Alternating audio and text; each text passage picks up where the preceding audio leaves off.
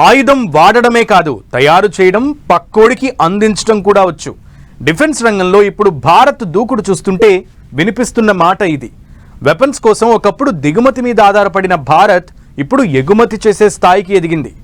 ఆయుధాల సరఫరా లక్ష్యంగా సరికొత్త వ్యూహం అమలు చేస్తోంది.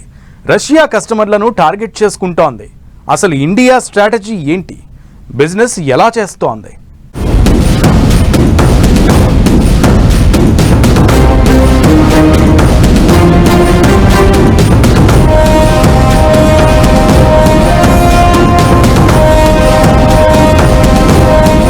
డిఫెన్స్ ఉత్పత్తుల్లో భారత్ దూకుడు, ఆయుధాల అమ్మకాలపై ఇండియా ఫోకస్, రష్యా కస్టమర్లను టార్గెట్ చేస్తున్న భారత్.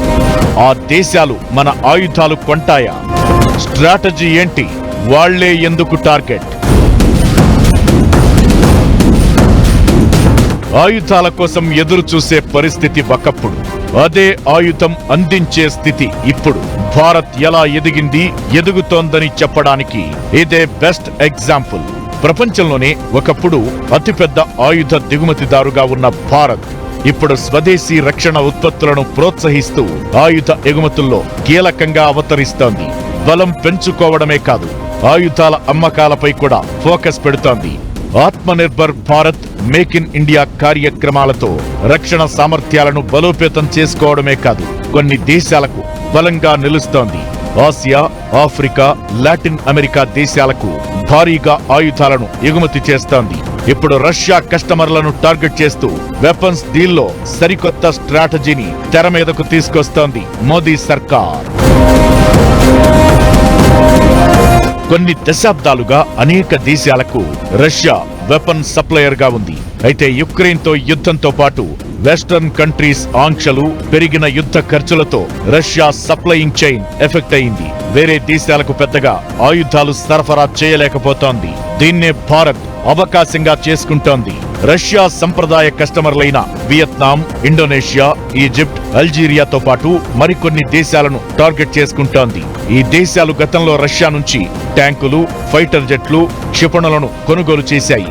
అయితే అవిప్పుడు భారత ఆయుధాల వైపు అట్రాక్ట్ అవుతున్నాయి. ఆయుధ ఎగుమతుల్లో సాఫ్ట్ డీల్స్ అంటే తక్కువ వడ్డీ వ్యూహాన్ని అమలు చేస్తోంది భారత్. ఇది భారీ ప్లస్ అవుతోంది. తక్కువ వడ్డీకి రుణాలివ్వడంతో పాటు ఈజీగా చెల్లించే విధానాలు, ఆర్థిక సాయాలు చేస్తోంది భారత్. ఇవి కొనుగోలుదారులకు ఆర్థిక భారాన్ని తగ్గిస్తున్నాయి. దీంతో భారత్ ఆయుధాల వైపు మొగ్గు చూపుతున్నాయి. ఆయుధ ఎగుమతులు భారత ఆర్థిక వ్యవస్థకు భారీగా హెల్ప్ అవుతున్నాయి. 2023-24లో భారత్ రక్షణ ఎగుమతులు 21,000 కోట్లకు చేరుకున్నాయి.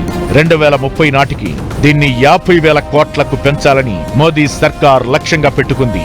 ఈ ఎగుమతులు దేశీయ డిఫెన్స్ ఇండస్ట్రీని బలోపేతం చేయడమే కాదు, ఉపాధి అవకాశాలను కూడా క్రియేట్ చేస్తాయి. ఈ ఆయుధ ఒప్పందాలు ఆర్థికంగానే కాదు, రాజకీయంగానూ కీలకంగా మారే అవకాశముంది.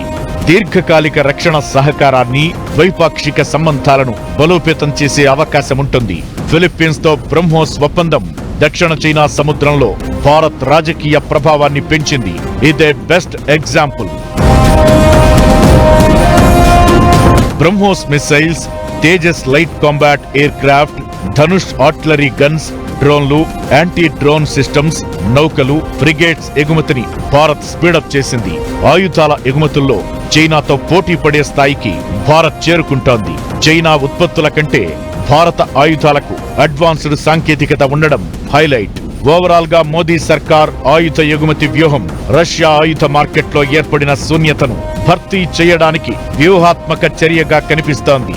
సాఫ్ట్ డీల్స్, నాణ్యమైన ఉత్పత్తులు, ఆర్థిక సహాయంతో భారత్ ప్రపంచ ఆయుధ మార్కెట్లో కీలకంగా మారుతోంది.